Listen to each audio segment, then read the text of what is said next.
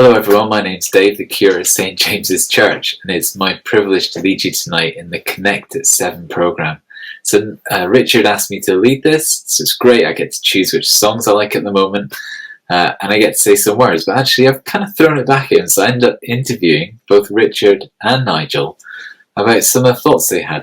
I was wanting to know what the reflections they had of this year, and what's changed for them in their relationship with God and the way they saw church and what that means for the future. So we'll start with a verse that's one of my favourites, and then we're going to hear a song by Zach Williams called Chainbreaker. So the verse I want to share with you tonight is Romans 2 verse 12, and it says, "Do not conform to the pattern of this world, but be transformed by the renewing of your mind. Then you will be able to test and approve what God's will is, his good, pleasing, and perfect will."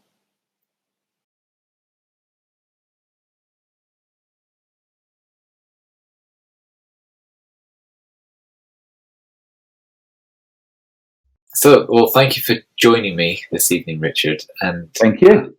Part of the Connect at 7 this evening, I just wanted to have a chat about how you see the future of the local and national church, or what my priorities might be. So just a quick introduction is that, this year we have seen massive political movements like the hashtag #MeToo movement, the Black Lives Matter, all the Brexit stuff happening, and the American elections, and COVID, and all the vaccinations. And it's like massive groundbreaking stuff, all the furloughing, change in economy. And now, as we come back eventually into what might be a new normal, what do you think should be the priorities of the church, locally and nationally? Or what do you think might be your priorities? Yeah, well, obviously Boris is in touch with me on a fairly regular basis to ask what my opinion is, so I found that quite helpful. I think the biggest thing for me is that my entire life seems to have been a constant change since I can barely remember it. Life was going to be fairly straightforward. I mean, I left school in 1978. I know, I don't look old enough. Into a world which is full of certainties. We didn't have things like the internet. We didn't have mobile phones. And you were leaving to go and work in a job. That would be your job for good. Friends of mine went to work in the council, went to work for the bank, and there were a series of certainties that you had. I was actually, having said that, emerging into the world of UB40, and I am a 1 in 10 with mass unemployment, but I went to the right sort of school. There was certainty for me. And over the last 40 years, those uncertainties have been removed. I suppose in the analogy of the legs being kicked away from under a stool, lived through the 1980s, various strikes and financial big bangs. The early noughties, mass unemployment again, financial crash, and all the things you'd thought you put your faith in, banks and employability and all those things, were taken away. I mean, but nothing could get worse than that. Nothing could change beyond that. No other things could be taken away. And then we were COVIDed. And suddenly all those other certainties of, I can go out and I can meet people, I can go to a festival, I can chat to people, I can go to a cinema, all those certainties were brushed away. And the work that I do involves meeting lots of young people and their parents. And there's an awful lot of young people out there, and not just older people out there, who don't know what the point is anymore. They're quite depressed. Parents are losing jobs. Parents don't have work to do. Parents are furloughed. Young people are out of school. I don't know how much you phrase it. A lot of people aren't actually attending school. They're doing things online, which is great. But for a lot of young people, they find it difficult to connect. And all of those certainties are gone for them, as they kind of went for me.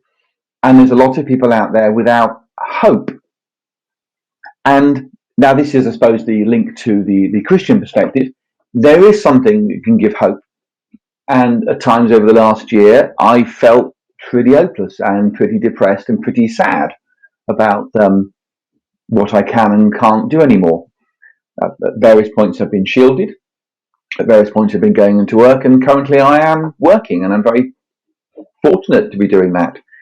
But for a lot of people, all those certainties are gone, and they don't know what the meaning is.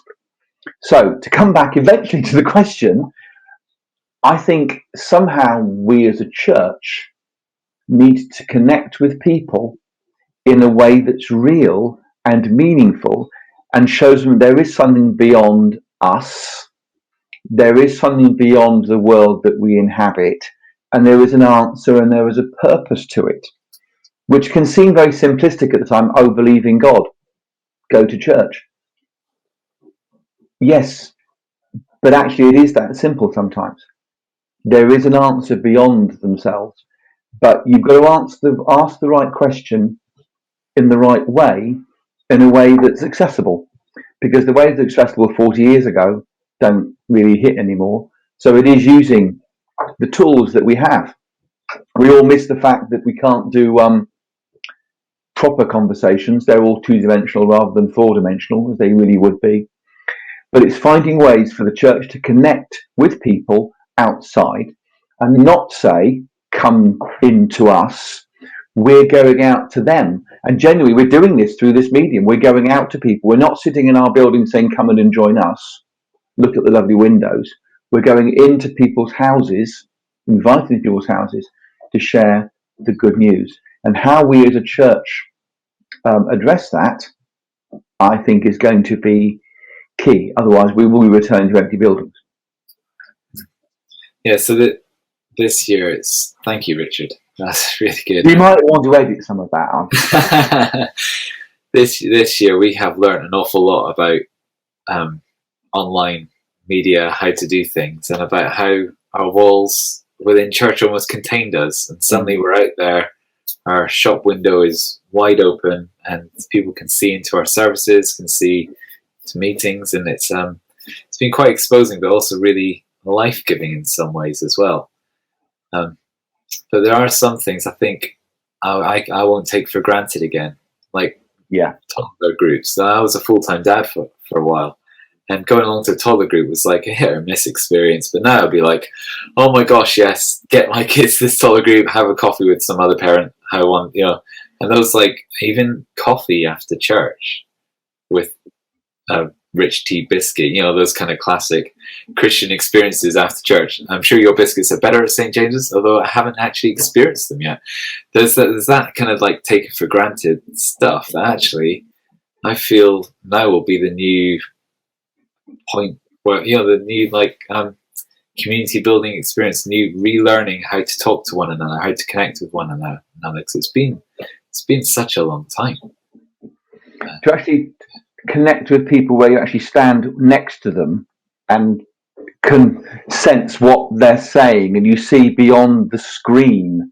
Because the moment you're seeing me, and you're seeing the vision of me that I wish to create, other pictures and maybe some books or not books. That's the vision that you see of me. And actually, sometimes it'd be nice to get back to something that's real. I mean, at some point that will happen. At some point, I'll be able to go to a rugby match again and go to a festival again.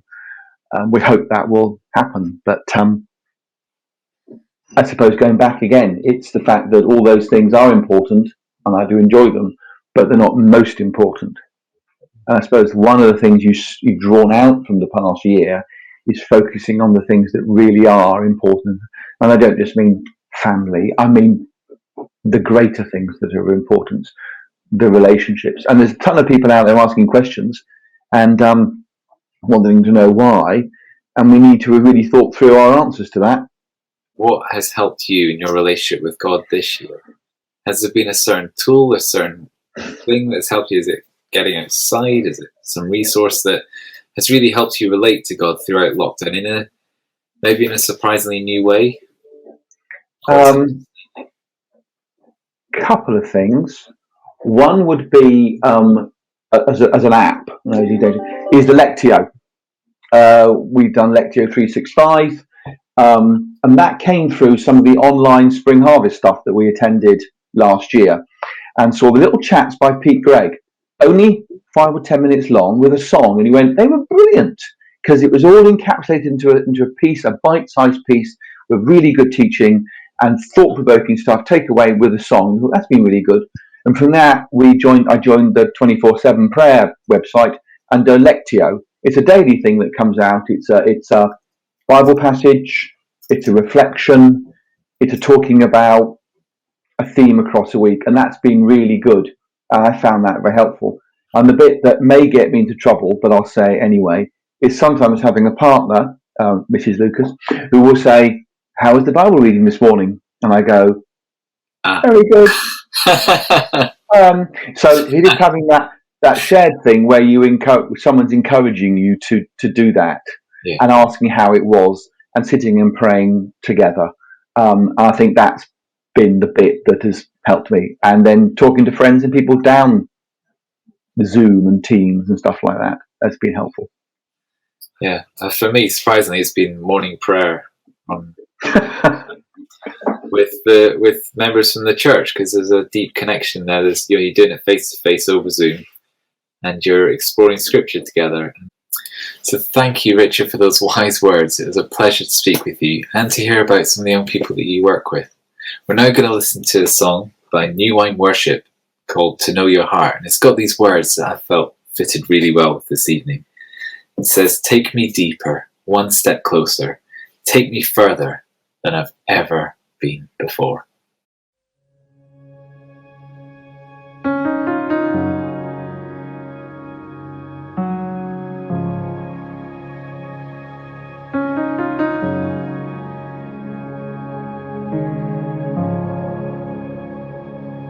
Where would I be without your love?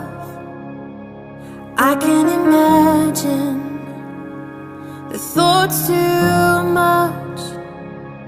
How could I stand without your strength, keeping me steady in your embrace? All the depths that you have walked through just to prove your love for me. And with all I think, I know that there is so much more to see. Well, take me deeper, one step closer. Take me further than I've ever been before. My desire, my devotion, all I want is to know your heart. Where could I go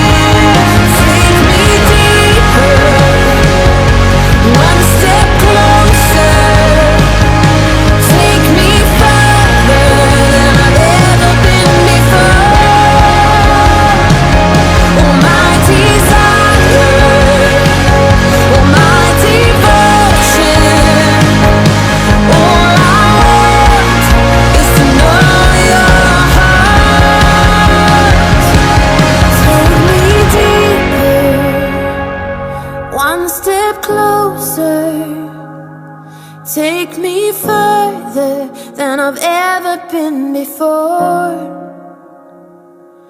My desire, my devotion, all I want is to know your heart. Well, there's a couple of things that have been going through my thoughts during this year, and they sort of resonate with what Richard was talking about. One was hope, and people searching for some hope, and the other was really about the simplicity and getting the message over. How do we get our message over simply and effectively, and not, I think the church sometimes is sort of shrouded in very complicated language, and some of our practices that don't help people to really get to the nub of the message about the love of God, our relationship with Jesus. So those were the two things that really resonated. So vision for the church is around exploring further. How do we use the language that we need to effectively use for the message we want to get across to not only ourselves but people around us? There was an image that came across several years ago. Is a person called Rob Frost, who was a Methodist minister, and wrote very powerfully around how people were exploring spirituality.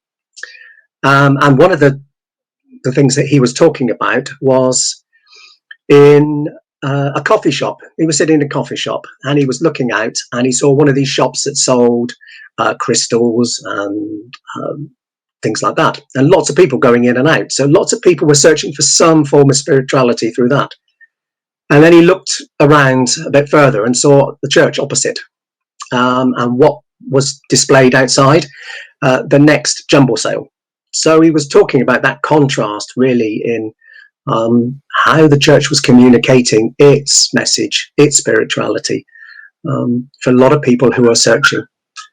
So I think if you look at what people are accessing in terms of Instagram and other social media, it's fairly succinct, it's fairly straightforward, and people can really grasp it. And Richard mentioned Lectio and Pete Gregg. The Spring Harvest messages that he delivered were 15 minutes, and really did get a very powerful message over in a short period of time. So I think that's the hope, really, that we have, well, to get the hope message of hope out, but also that we look at how we can connect with people through effective practice and words. Yeah. And so often we can be blind to it because we're involved in the task of, is good work. Like, so a jumble sale might be to raise funds for the new church roof, or all those kind of things that are going on, but we're blind to the fact that actually the message we're seeing giving out to strangers is ineffective. It doesn't work. It reminds me of that story. It reminds me of Vincent Donovan's Christianity Rediscovered. So he was a Catholic priest in Africa doing mission, and he was involved in hospitals, schools, education, all those things. But after the 10 years of him being there, none of the Maasai had come to know Christ. And so he was like, actually, I need to drop all this and just go and be with them and connect with them and spend time with them. And their response to him after he went and said, I've got this message of the gospel, that this guy called Jesus to them, and their response to him was, why didn't you tell us this before? And they had a big issue where they knew all about sin, and they knew all about, they're a very supernatural culture, but they had no solutions. They had no forgiveness. They didn't know how to reconcile the sin that was part of their culture. And so he was able to come and speak into that, and it was incredible. And none of that would have happened if he hadn't dropped what he was doing earlier and started again. And so, like you're saying, like, I see this as a chance to stop, reflect, and think about actually how are we communicating the gospel, and what language is getting in the way, and what are we doing at fault here. So thank you for stirring in me that thought, Nigel. That's really helped. So thank you, Richard and Nigel, for joining me tonight. And my hope is that if you're watching this, that something has been stirred in you, some question. I know this last year there's been a lot of change within the church and outside the church. And maybe you've no experience of church. You're wondering, what is this stuff that we're talking about? But, the passion that we have for Christ's body, the church, comes from our relationship with Jesus. And we're exploring in this time what that means, and what that means for our community around us. How can we be Christ's light to this world? So it's an exciting time. It can feel overwhelming and daunting, but these conversations are fun and hopefully fruitful too. So we're going to end the service by just reminding ourselves about that passage that I brought to us. So in Romans 12 verse 2, Paul says, "Do not conform to the pattern of this world, but be transformed by the renewing of your mind. Then you'll be able to test and approve what God's will is, his good, pleasing, and perfect will." And my prayer tonight is that as a church, as St. James's Church, that we will be able to know what his good, pleasing, and perfect will is for us as a community seeking to serve him in Taunton. So may you have a blessed week, and thank you again for watching.